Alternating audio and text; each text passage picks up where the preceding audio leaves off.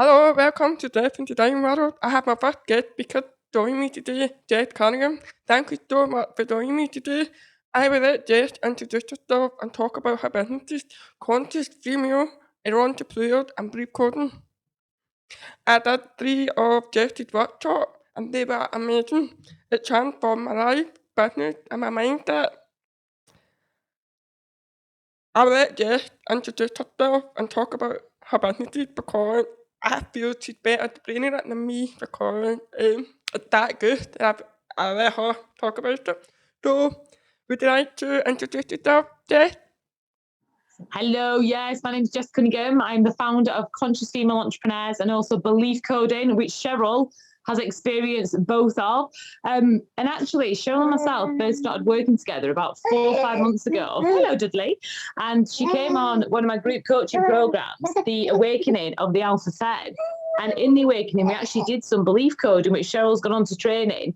And it was just absolutely incredible. We started off where Cheryl just did not want to be online and she didn't want to talk to anyone, didn't want to join in within the group setting. And literally by the end of the 2 days, you were on camera talking, getting involved. And it was so amazing to just witness. You had all the women in tears, didn't you? Thank you. It was amazing. Yeah, because I've never spoken camera before or even went live. So, when I was doing what do you call it, a meeting, and then when we were all talking, and I was like, I need to say something because I felt something inside me like go and say something. So I did. I felt good. But that was the start of my confidence there. It took me time. I think it took me about 6 months to get fully confident. Yeah. And yeah, that's because the community we have, the ladies and connecting together, we all in the same boat and we understand each other. That what made me, what you are, made me feel, I don't feel any different because I'm there. I'm a mum. We all the same doing it and I'm definitely my hearing, but I don't let that stop me. Make sense? Yeah. So I have some questions I would like to ask you, if that's okay? Yeah, go for it. What made you decide to start your business? Conscious female entrepreneur. What made you decide to do that? So I decided to set up Conscious Female Entrepreneurs because when I started working with Spirit, when I started working with Spirit and I started incorporating working with intuition, gut feelings, listening to like that little voice inside of my head, then downloads, everything became easier within my business. And I think a lot of us are conditioned to believe that working in business has to be hard, it has to be a hard slog. But that's because a lot of us, we don't trust our guts, we don't trust our intuition. And even if we do, we then question it. We question, should I do this? Should I not do this? What's going on? And I wanted women especially to kind of understand that actually you can have a life that you love, you can work the hours you want to work, but it's all about learning how to work and live in alignment. And that's what Conscious Female Entrepreneurs is all about. It's about spiritual growth, but also about business growth because the two go hand in hand. Thank you for bringing that. Where did your passion come from? I don't know. I don't know. I think I love ideas. I love being creative.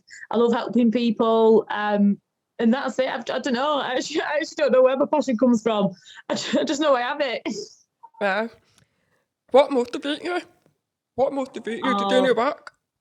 Hello, definitely my children. I think, my children, but also I think myself because I want my children to grow up knowing that actually you can do whatever you want to do. You don't have to fit into a box, and that's it. Whereas they're only going to learn that by having role models. And I think some of the role models that are out there at the moment are not particularly great role models. When you look at like rappers and certain people, are like, man, I don't want my kids growing up like that. So I think we are here to be the best versions of ourselves. And if we're the best versions of ourselves, we're going to motivate our children that they can also be the best versions of themselves. Obviously, a lot of women want to start their own business because obviously we all have issues like childcare or sometimes some people who work in not flexible. That's quite hard, having flexibility, be able to look after children, be able to work, time spent in childcare, it can be quite hard. So a lot of people would probably be wanting to start their own business. What about you, Gavin? Do you know what? I think for a lot of the time, for a good few years, I felt that if I had to take my children to work, I was unprofessional and I put all these beliefs onto myself. Whereas actually, when you have children, you work. Sometimes your children do have to come to work with you. And actually, I think a lot of women, me included, I used to put so much pressure on myself to get things done there and then. Whereas actually, if you have to work and you've got children, it just takes you a little bit longer. And that's really not a big thing in the grand scheme of things. If something takes you a little bit longer to do because you have to look after your children, well, that's a good thing because you're doing both. You're looking after the kids and then you're working. I mean, I'm quite fortunate. Like I do have, like my partner helps me out, my mum helps me out. But on the days like now, we've got little Dudley, my mum's an hour late. Then it's just, you just got to work around it. Yes, isn't that right?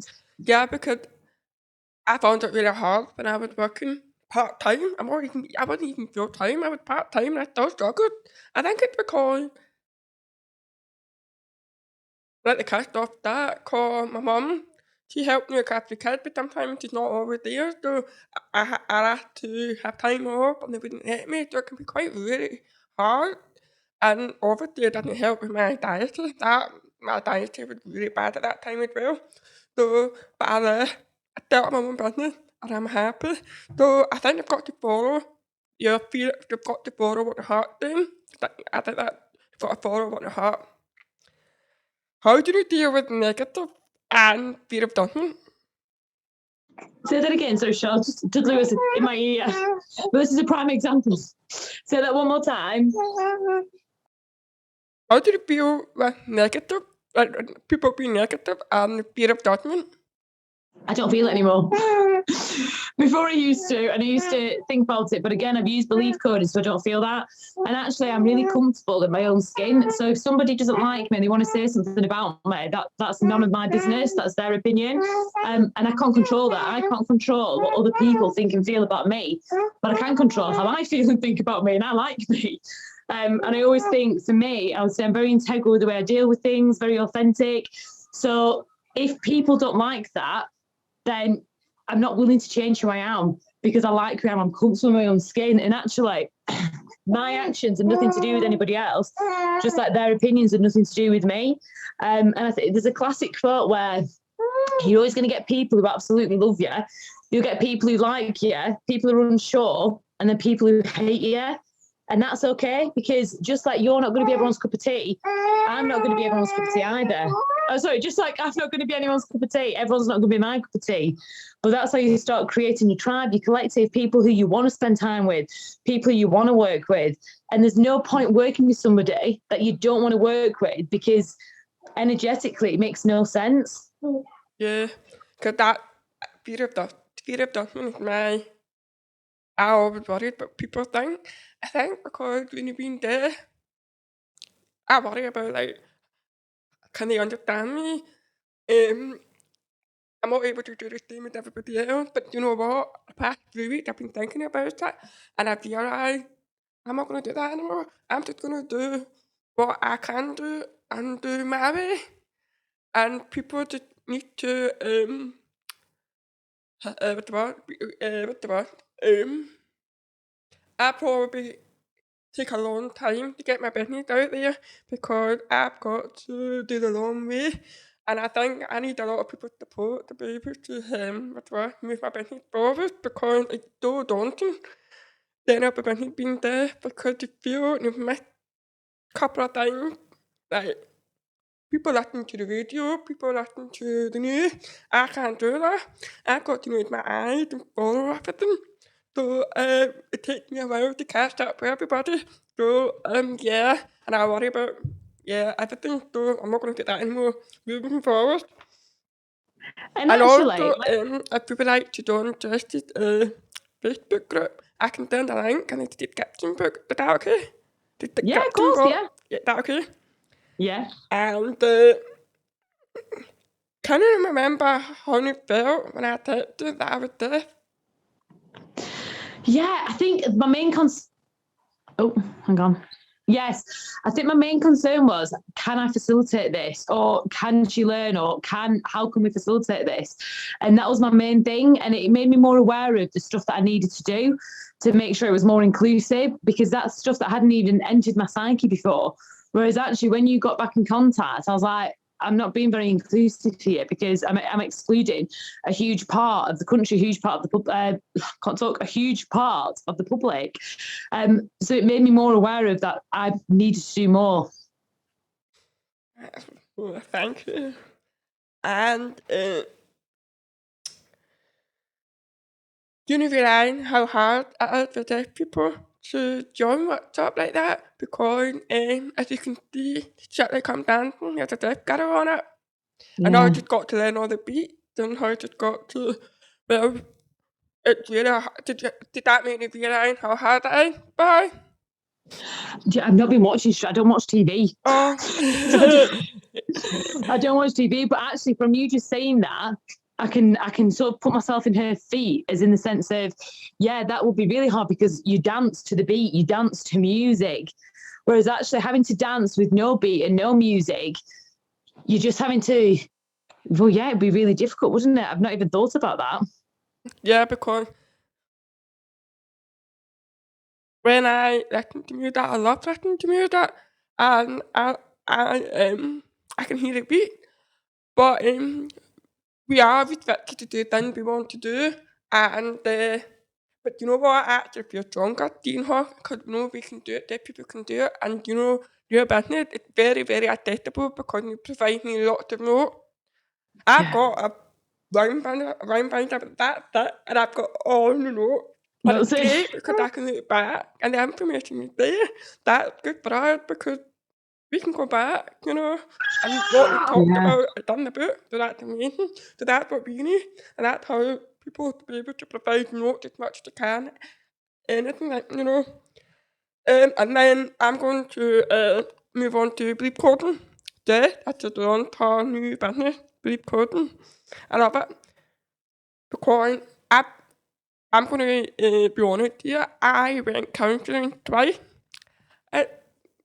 It does help, but I felt when you leave the counselling, I felt what's not, and I keep coming back, and then I go back again, and I keep coming back. Mhm. So when I went down to Sheffield and did a wee bit of training about it, I thought, wow, and I did more, and it actually helped me, because Yeah. every time I feel down or I have a trapped emotion, I do Believe Coding, and then I feel so much better. So I'll let Jess talk more about that, because it has better wee business. Yay! So Yes. So this is the thing. A lot of the time when we feel a certain way, or when we have blocks, or when we don't feel good enough, it's always to do with trapped trauma, and it's always to do with trapped emotions, and it's always to do with unresolved stuff, because our subconscious is trying to keep us safe and trying to protect us. But what belief coding does, belief coding literally gets rid of trapped trauma, and it allows you to create new beliefs of, I'm confident, I'm safe, I'm happy, and these beliefs serve you. Whereas a lot of people go through the life thinking that they're not good enough. A lot of people go through the life thinking that they can't be this, can't be that, when actually they can be whatever they want to be. But it is trapped trauma. So yes, belief coding is absolutely incredible. It literally transforms your belief systems, and everything to do with who we are is a formation of our beliefs. So if we're anxious, if we're a panicker, a natural worrier, they're all beliefs that our subconscious created to keep us safe. Whereas those beliefs, when they were created, they may have kept us safe in that moment, but they don't serve us. And what belief coding does, it enables us to rewrite past traumas and override old beliefs and imprint new beliefs. It's fascinating, because once you transform your beliefs, you transform your life. And you, Cheryl, are living proof of that. Thank you so much. I think that does. I would like to say thank you for taking your time to talk to me and do that interview with me. I appreciate that. I know it's so busy, and I understand being a mom, time finds the time, but no, I appreciate it. Thank you so much. Oh, thank you so much, Cheryl. You're amazing. Yeah. And I'll speak to you soon. Bye, Yeah, darling. take care. Bye. Bye bye. Bye.